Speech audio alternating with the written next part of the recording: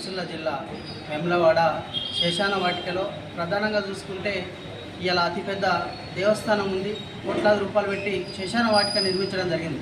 కానీ దానికి